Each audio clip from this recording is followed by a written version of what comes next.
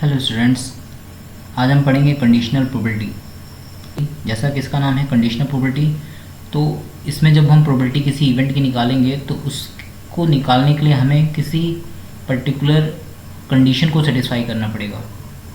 So the definition of conditional probability is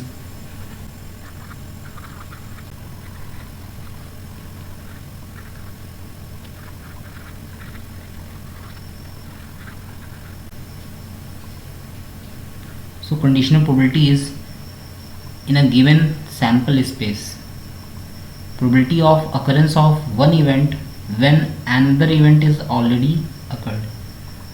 तो दिए हुए सैम्पल स्पेस में किसी इवेंट की प्रोबेबिलिटी अगर हमें निकालनी है और अगर कंडीशन दी हुई है कि दूसरा कोई इवेंट है जो कि अगर हो चुका है तब हमारे इवेंट के होने की जो प्रोबेबिलिटी है उसे हम कंडीशनल प्रोबेबिलिटी बोलेंगे।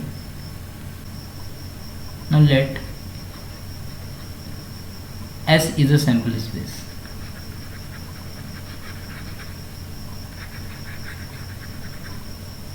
and E and F are two events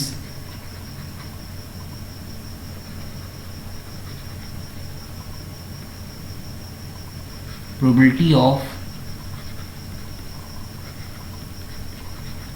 event E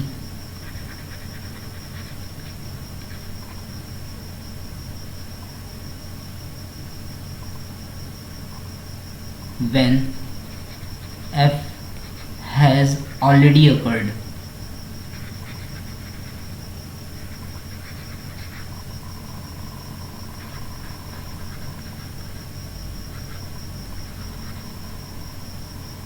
is written as PE by F, and by the definition of PE by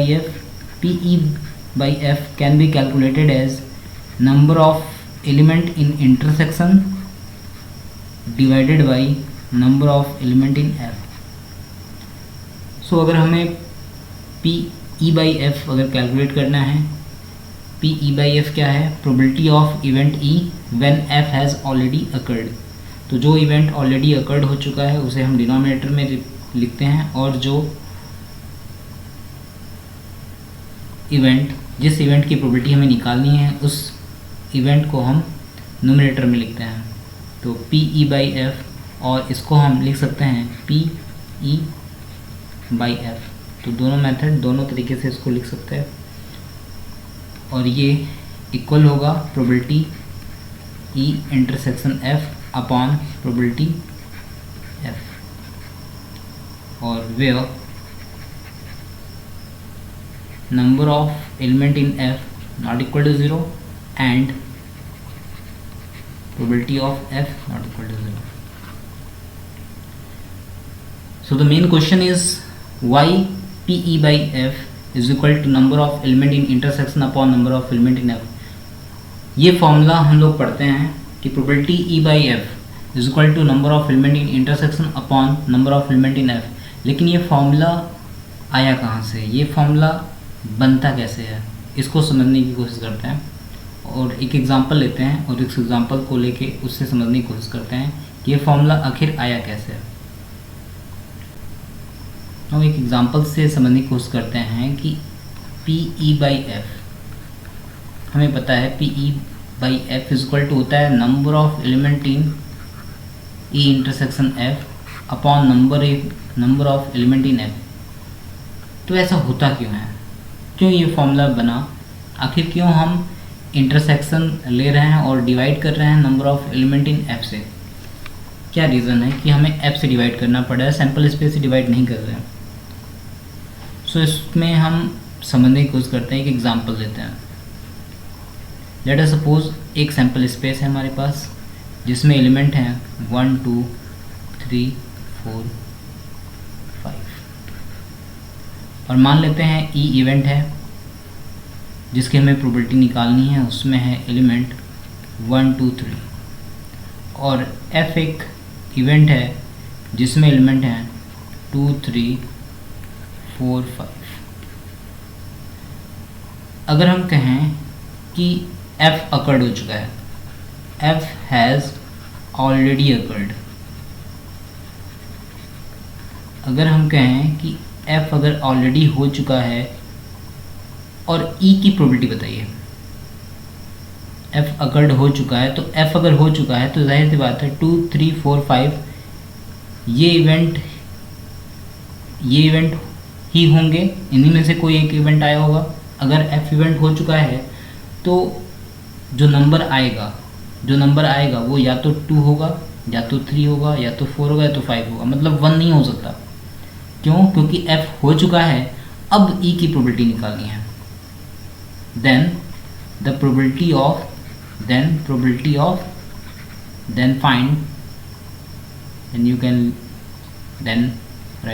find probability of e and it is written as, इसको कैसे लिखते हैं, PE/F। तो PE/F में कहीं ना कहीं हमें प्रोबेबिलिटी जो सैंपल स्पेस है हमारा, वो सैंपल स्पेस रिड्यूस हो गया है। इसको कहते हैं reduce sample space, reduction of sample space. तो सैंपल स्पेस रिड्यूस हो रहा है, क्यों रिड्यूस हो रहा है? क्योंकि हमें मालूम है कि f इवेंट हो चुका है। अगर f इवेंट हो चुका है तो कहीं ना कहीं s के कुछ एलिमेंट हैं जो अकर नहीं होंगे, जिनके अकरेंस की संभावना होगी वो क्या हो जाएगी, बिल्कुल ख़त्म हो जाएगी। मतलब अब केवल और केवल जो इवेंट हो सकते हैं जिनके घटने की संभावना है वो f है। f के ही इवेंट हैं जो कि क्या हो जाएंगे, जो किसका काम करेंगे, सैंपल स्पेस का काम करेंगे। और उसको हम कह सकते हैं कि this is reduce sample space. f is the reduce sample space. f एक सैंपल स्पेस है जो कि अब रिड्यूस हो चुका है। तो अब इस रिड्यूस सैंपल स्पेस f में अगर हम देखें तो e के कौन कौन से एलिमेंट हैं जो कॉमन हैं। अगर हम देखें, अगर कॉमन एलिमेंट ढूंढेंगे तो वो कॉमन एलिमेंट क्या मिलेंगे हमें, the common element of e and f, यानी जो इंटरसेक्शन में एलिमेंट हैं वो इंटरसेक्शन में एलिमेंट कौन कौन से हैं, पहले इनको ढूंढते हैं। तो e intersection f is equal to 2, 3, केवल 2 ही एलिमेंट हैं। अगर हम इनके नंबर्स की बात करें तो केवल 2 एलिमेंट हैं जो कॉमन हैं। तो अगर हम बात करें कि इंटरसेक्शन की ज़रूरत क्यों पड़ रही है, क्यों हम इंटरसेक्शन निकाल रहे हैं, तो देखो इंटरसेक्शन इसलिए निकाल रहे हैं क्योंकि 1 नहीं हो सकता, क्योंकि ये हम क्या कर रहे हैं, सैंपल स्पेस अब रिड्यूस हो चुका है। अब रिड्यूस सैंपल स्पेस में से ही हमें प्रोबेबिलिटी निकालनी है नंबर्स की। तो हम 1 को नहीं ले सकते क्योंकि जो अब रिड्यूस सैंपल स्पेस है उसमें 1 नहीं है, और जो रिड्यूस सैंपल स्पेस है वो f है। तो इस वजह से हम क्या करते हैं, केवल वही एलिमेंट लेते हैं जो हमारे रिड्यूस सैंपल स्पेस के पास है। तो रिड्यूस सैंपल स्पेस के पास केवल 2 और 3 है, तो हम उन्हीं एलिमेंट्स को लेंगे। तो इस वजह से हमें इंटरसेक्शन लेना पड़ रहा है। क्यों? क्योंकि हमारा सैंपल स्पेस रिड्यूस हो चुका है। तो अब हम इसीलिए निकालते हैं number of element in intersection of e and f upon number of element in f। तो ये जो वैल्यू होगी वो हो जाएगी 2/4 इज इक्वल टू 1/2। तो हम f से क्यों डिवाइड कर रहे हैं, number of element in f से क्यों डिवाइड कर रहे हैं, क्योंकि हमारा जो सैंपल स्पेस है वो रिड्यूस हो चुका है। और इंटरसेक्शन इसलिए ले रहे हैं क्योंकि e के एलिमेंट वे एलिमेंट नहीं लिए जाएंगे जो रिड्यूस f में नहीं हैं, जो सैंपल स्पेस में थे लेकिन f के पास नहीं थे, उन एलिमेंट्स को नहीं लेना है। इस वजह से हम इंटरसेक्शन लेते हैं, केवल f के ही एलिमेंट जो e के पास हैं उन्हीं को हमें लेना है। इस वजह से हम इंटरसेक्शन ले रहे हैं। ठीक है, तो हम जनरली क्या कर रहे हैं, number of element favourable to e upon sample space में जो एलिमेंट्स हैं, जो रिड्यूस सैंपल स्पेस के पास एलिमेंट्स हैं उनके नंबर से डिवाइड कर रहे हैं। तो हमें जो आंसर मिल रहा है वो 1/2 है। इसी को बोलते हैं conditional probability. Now study some properties of conditional probabilities.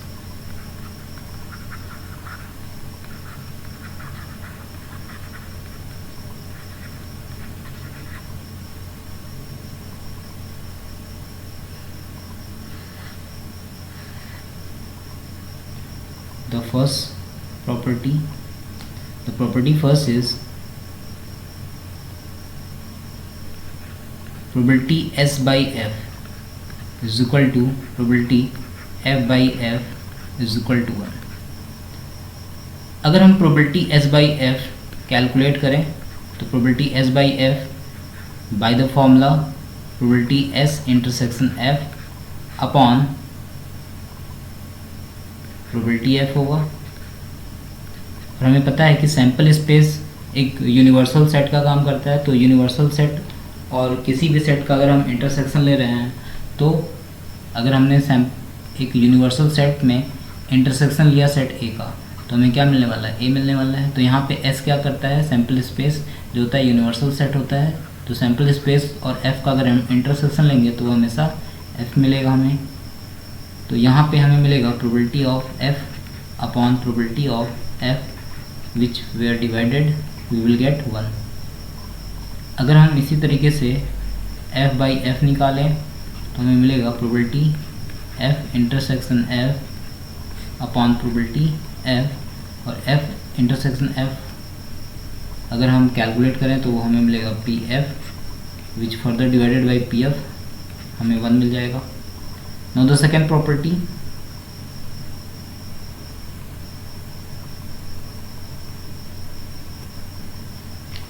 now the property number 2. The property number 2 is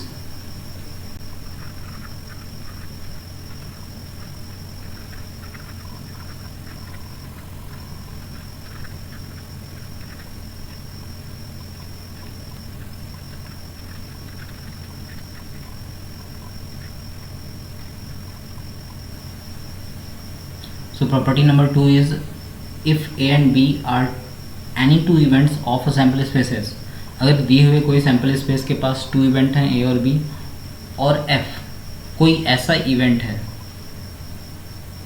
कि F P F not equal to 0, एक ऐसा इवेंट हमारे पास सैम्पल स्पेस का है कि P F 0 के बराबर नहीं है, तो जो प्रॉपर्टी है probability of A union B by F ये इक्वल होगा probability of A by F plus probability of B by F minus probability of A intersection B by F. तो जैसा कि हम जानते हैं, इसको हम प्रूफ करते हैं। जैसा कि हम जानते हैं, as we know that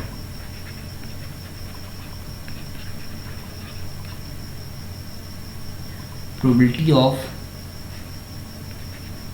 A union B by F, अगर हमें इसे लिखना है तो by the conditional probability, by the definition of conditional probability, conditional probability के फॉर्मूले के अकॉर्डिंग अगर हम इसे लिखें तो हम इसे लिख सकते हैं probability of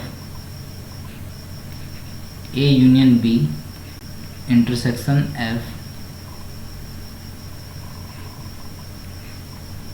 whole divided by probability of F. अब अगर हम डिस्ट्रीब्यूशन लॉ, अगर हम डिस्ट्रीब्यूशन यहाँ पे अप्लाई कर दें तो हमें मिलेगा, अगर हम न्यूमरेटर में distribution law of distribution use करें तो हमें मिलेगा ए इंटरसेक्शन एफ डिस्ट्रीब्यूट हो जाएगा ए के साथ और बी के साथ, तो बी इंटरसेक्शन एफ मिल जाएगा whole divided by P of F. अब अगर हम देखें तो यहाँ पे हम एक फॉर्मूला अप्लाई कर सकते हैं। क्लास 11th में एक फॉर्मूला है probability of E union F, probability of E union F is equal to probability of E plus probability of F minus probability of E intersection F. और हमारे condition में जो हमने प्रूफ किया है उसमें है A intersection F union B intersection F. तो इसको अगर हम लिखें तो इसको लिख सकते हैं probability of A intersection F plus probability of B intersection F minus probability of A intersection F intersection B intersection F.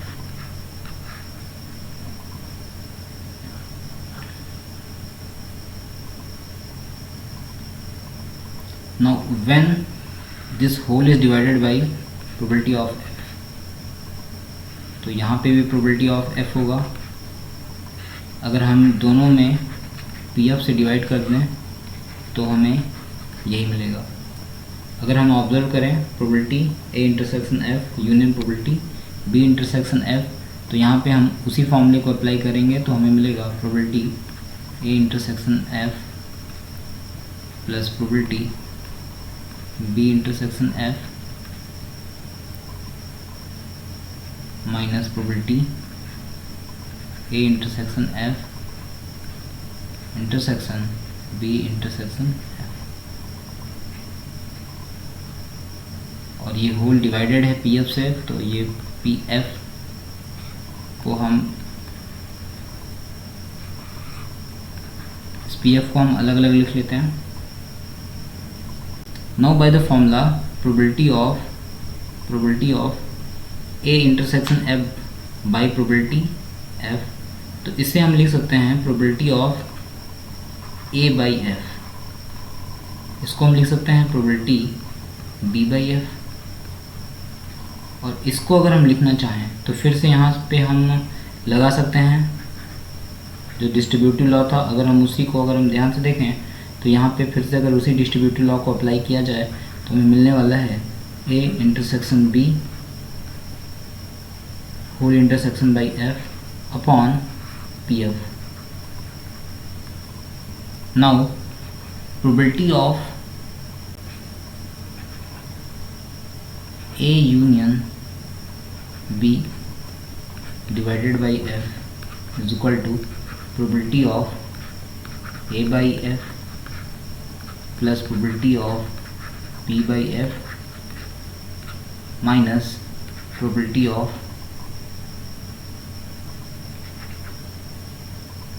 a intersection b by f। In particular अगर हम बात करें कि अगर इंटरसेक्शन 5 हो, अगर a और b, if in particular if a and b are disjoint, अगर a और b दोनों क्या हों, डिजॉइन सेट हों, क्या हों, डिजॉइन सेट, तो ऐसे कंडीशन में a इंटरसेक्शन b फाई होगा, ये फाई के बराबर होगा, और जो probability a union b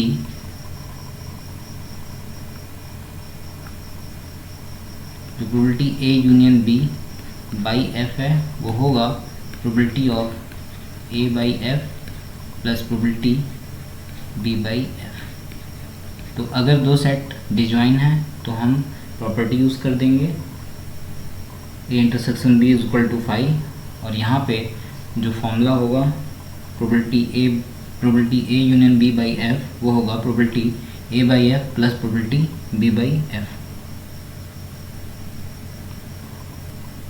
Now property number 3. The property number 3 is probability E dash by F is equal to 1 minus probability E by F। तो जैसा कि हम जानते हैं as we know that